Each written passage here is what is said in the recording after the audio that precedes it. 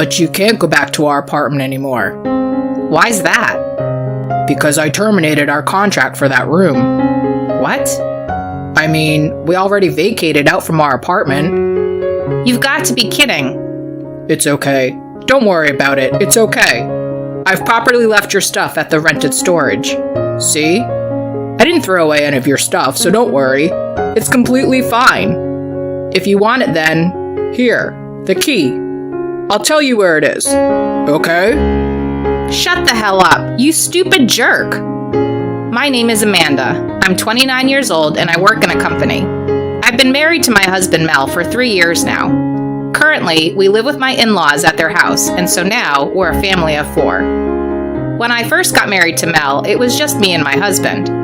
My husband had always rejected living with his parents, saying that he wanted to live freely even before marriage. However, my husband easily betrayed me so that he could get away from my annoying mother-in-law, Rita. That was 6 months ago. My father-in-law, Jasper, who was a hard worker, was ordered to go on a long business trip for 2 months and temporarily left Rita. Hey, what are you doing now? Since Jasper left for a long business trip, Rita had been calling my husband every day, and it's always a long call between them. My husband, probably bothered to always having to hold his phone for the call, has the call with Rita on speaker as he replies blankly to his mother's questions. Oh, right now? I'm watching TV. What are you watching? I'm watching a documentary. Oh, Mel, you still like documentaries, don't you? I wonder if I can watch it too. What channel is it on? This isn't on the over-the-air TV. We're paying a different streaming company so that I can watch it. Oh, I didn't know that was even possible now. Will you teach me how to do that next time? Yeah, sure. At first, the conversation between the two was like that. But on the third day, my husband gave up on Rita, who called him several times a day to talk about trivial matters. Then he started to have me get involved into their conversation over the speakerphone. What are you doing today? I'm having dinner with Amanda. Oh, is that so? What are you eating? Oh, what's this, Amanda? It's just meatballs and pasta. I mean, it's so obvious that we're eating meatballs and pasta. It's meatballs and pasta. Oh, how wonderful! What kind of sauce do you use? Just the tomato sauce that we always use. What are your plans for tomorrow? I wonder what it is. It's a weekday, so it's crystal clear that Mel's working. Back in the day when I was dating my husband, I really liked how free he was. Unlike Mel, I tend to fit into a mold and I don't have his kind of freedom. So I admired him for living his life the way he wanted to. Now that I'm married, however, I am increasingly frustrated with my husband, who does not want to do anything complicated. The same goes for Rita. I guess she gets even more lazy when she gets annoyed at something. Not long after my husband started to involve me in all their conversations like this, Rita began to cry. Oh, I miss Jasper. But even you don't want to talk to me, Mel. Oh, that's not true, right, Amanda? Please don't drag me into this. I remained silent as I thought that in my mind. On the phone, Rita continues to sob and cry. Then my husband began to say something outrageous. Mom, if you're so lonely, why don't you come live with us? What? Rita's voice sounded pretty happy. I silently poked my husband's arm. What a great idea! Yes, let's do that. When can you start coming over here? I'll try to get over there as soon as possible. All right then, I'm looking forward to it. Mel, you're a sweetie after all. Needless to say, we had an argument after Mel hung up the phone. Why are you making this decision all on your own? You're the one who said you don't want to live together with your parents before we got married. Because Mom was crying, you know? She's all alone, so I felt bad, you know? That's why you want to live with them? Jasper will be back in 2 months. Yeah, but Mom is getting old, and I began to think that maybe it's okay to live with them. Mom does the housework, and it's easier for you too, right? No way. I love the life I have now. But I've already said that we'd live with her. Then why don't you just go? I'll stay here. No, you can't. That would bother me. Bother you? What's that? Well, I mean, because we're married. So? Just because we're married, does it mean that a person in the marriage gets to decide things all on their own? Of course not. Well, who are you to even say that? You're the one who decided to live together without permission right in front of me now, aren't you? Don't worry. I promise that she won't bother you, Amanda. Absolutely not. Fine. Then it's okay if I only go for a limited time, right? Until Dad comes back. That's all it takes, right? I can't leave my lonely mom after all. Wouldn't you feel the same way if it were your mother? I'll definitely cooperate with your parents if something happens to them. Are you sure that it's until Jasper comes home? Yes, I promise. You better be there between me and Rita if anything happens. You better help me out, okay? Yes, don't worry about that. When Mel mentioned about my parents, I reluctantly agreed to his idea and lived with Rita for this limited period of time. However, I realized that it was not something I should have done, because the promise that we made has not been kept at all. 6 months have already passed since we moved into my in-laws' place, and Jasper has already came back from his business trip, and I was getting super angry at this situation. The person who is most upset is myself. I was too stupid to believe my husband's stupid words at that time. I fell into his trap when he said, "I'll help your family out too, Amanda." But when I actually sat and thought about it, I realized that, unlike Rita, my parents would never make a bunch of phone calls without considering for the other person. And the other two sources that are really infuriating me are Rita and my husband. Those two. Ever since I came to live with them, they have been treating me with disrespect. Moreover, in front of Jasper, Rita plays the role of a good mother-in-law. Jasper is a workaholic and comes home late. Taking advantage of this, Rita did whatever she wanted. Hey. Did you do the laundry? I just got home from work. So what? I would be very grateful if you would do them during the day. Excuse me? Isn't it your job to do all the housework? I glare at my husband, but my husband should be able to hear Rita's voice, doesn't even look at me.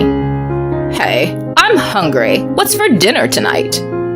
I've already told Mel this, but I already had a dinner meeting today. Oh, I see. So, what's for dinner today? Well, as long as we live together, I will help out, but I can't prepare meals for you every time. You're in the position of a wife, right? Do you realize who you are talking to? I got angry and ran up to the bedroom. In the end, Rita and my husband seemed to have gotten a takeout or something. After a while, my husband came into the bedroom. At the sight of him, my anger reignited. My husband appears in front of me in a relaxed mode after eating dinner and taking a bath, being very ignorant about what had happened to me. I'm just so angry at him. I can't live like this anymore. Oh, why? What did you say to me before we moved in here? What was it? Okay, that's enough. I'm going back to my house. Just kidding. I remember. But you can't go back to our apartment anymore. Why's that? Because I terminated our contract for that room. What? I mean, we already vacated out from our apartment. You've got to be kidding. It's okay, don't worry about it, it's okay. I've properly left your stuff at the rented storage, see? I didn't throw away any of your stuff, so don't worry, it's completely fine. If you want it, then here, the key. I'll tell you where it is, okay? Shut the hell up, you stupid jerk! Mel doesn't understand the reason for my anger at all. He's rambling on and on about things that are off the point. He had betrayed me. He sacrificed me to avoid being annoyed by Rita, and I can't ever forgive him for that. So I decided I was going to make them suffer and then get a divorce. Then I received an invitation to a wedding from my distant relative, Allie. I hadn't seen her for a while, but I used to play with her at my grandfather's house when I was little. Wow, just as I expected from her. I let out a huge sigh when I learned that Allie was having a huge wedding ceremony. I haven't spoken to my husband or Rita since then, but I'm leaving home for a few days to attend the wedding, so I thought that I would just let them know about it. I have something to say to both of you. My husband looked like he was prepared for something serious. It's still a long way off, but I'm going away for 3 days in October. Oh my! Where are you going? To San Diego. What? A trip? No. That's great. Let's go. I beg your pardon? We'll go too. Mel, honey, you should take a paid leave for it. San Diego, huh? Sounds great. No, I'm not taking you both with me. I'm not going for a trip. I have something to do over there. Oh, it'll be fine. You do your own business, and we'll just go sightseeing. I see. Then please get your own hotels. I already have a place to stay. Oh, where are you staying? When I told her the name of the hotel, her eyes lit up. Hey, that's a members-only hotel. You have to let us stay there too. I can't. How much do you think it costs per person? Since you can afford it on your own, you can get a room for us. In any case, that's impossible. Well then, I did tell you both that I'll be gone then during that time. I cut the conversation short, but Rita persisted anyway after that. She then used my husband to ask me about my plans for the day. I was thinking that after the wedding I would divorce Mel. I first planned to divorce Mel after making them suffer, but I give up. I just want to get rid of them as soon as possible. Then, the day before the wedding, I woke up and saw that they were gone. Had they really gone to San Diego already? And then I headed to San Diego for tomorrow's wedding. On the way, I stopped at a cafe and enjoyed my time as I made my way to the hotel. Then I saw those two in the lobby. What are you both doing here? You're a little late, you know. Where have you been wandering around? Behind Rita, my husband was laughing at me. How annoying. Well, come on then. Check in, please. I'm tired of waiting. I told you that this is impossible. This is the hotel I'm staying at. Why not? It's a big room, right? Mel and I can stay there too, right? I was embarrassed to admit that I got into an argument with Rita and Mel in the lobby. The gazes of the staff watching us at the reception desk felt awkward, and I was also embarrassed. Then one staff came over. He told them that he had secured a room for my husband and Rita. Hearing this, they joyfully followed after the staff, who took them to their room. You are really stingy, aren't you? And make sure you pay for it later. I still remember what Rita said to me as she went to the hotel room. Amanda! As Rita and Mel left, someone called out to me from behind. I turned around to see the bride, Allie, who was getting married tomorrow. Allie, it's been a long time. Thanks for inviting me to your wedding. Congratulations on your wedding. Well, you really outdid yourself this time, haven't you? It's going to be a grand wedding, isn't it? Thank you. By the way, that was your mother-in-law and your husband, right? Oh, yes. I'm so embarrassed. But it seems like the staff couldn't stand to watch us and just got them a room for me. And Rita said it was me who has to pay for their rooms. Oh, it's okay. I'm the one who told the staff to get the room. What? I saw the whole thing. Oh, I'm really sorry to bother you like this at such a happy time. Amanda, you must have it hard, huh? No, I'm fine. Nope, you're lying. You're just saying that because it's my wedding and you want me to be happy, right? There's no need for that. We have time. So what's wrong? Tell me everything. Since I had the opportunity since Allie persisted, I told her everything. Huh? What the heck? That's awful, isn't it? I know, right? Hey, why don't you divorce Mel tomorrow? No, I can't do that. I can't do that on your happy wedding day. But it's also your day to graduate from your marriage, Amanda. Let's get back at the two of them in a big way tomorrow. This is our chance, because no one else is here right now. We can do whatever we want now. Thank you. And so we decided on a plan. The next morning, Rita and Mel came down to the lobby and were in shock. And that's how they should be. There are flowers everywhere in the hotel, and a live orchestra is playing in the background, and everyone around them was dressed in formal clothes. The two, who dressed up really casually as tourists, were obviously out of place. And with Jasper dressed in formal clothes in front of them, it was understandable that they were in shock. You two? You told me that Amanda was going to take you both on a trip. But that was all a lie, huh? That's not true. Right, Amanda? I made it really clear to you both that I couldn't take you both with me. Because today is a family wedding, and this hotel is all reserved for that. There's no way I'm going to tell them to let people who are unrelated to stay here. Excuse me? Hey, stop lying, Amanda. There's no way your family can rent out a luxury hotel like this. But they can, and that's why the lobby looks so different, doesn't it? That's right. Stop lying. Who do you think you are? This is a hotel owned by the bride's father. It's easy for him to rent it out for his own daughter. What? Rita and my husband quickly tried to leave the hotel, but the entrance was secured by the staff. You two, you've caused Amanda so much trouble. You're a disgrace. I'm fed up with you two. I'll talk to you later about what's going to happen. Amanda, I'm sorry about everything that has happened. No, I'm glad you got to come, Jasper. By the way, about what's going to happen is it's going to be a divorce. Well, Amanda, it's not something you want to talk about at a celebration day like today. Oh, it's all right. I have the bride's permission. Jasper, what a coincidence, huh? I'm going to divorce your son. Hey, what are you talking about? You're just joking, right? How can it be a joke? You sacrificed me to Rita for your own comfort. And you even vacated our apartment without my permission. I don't need you anymore.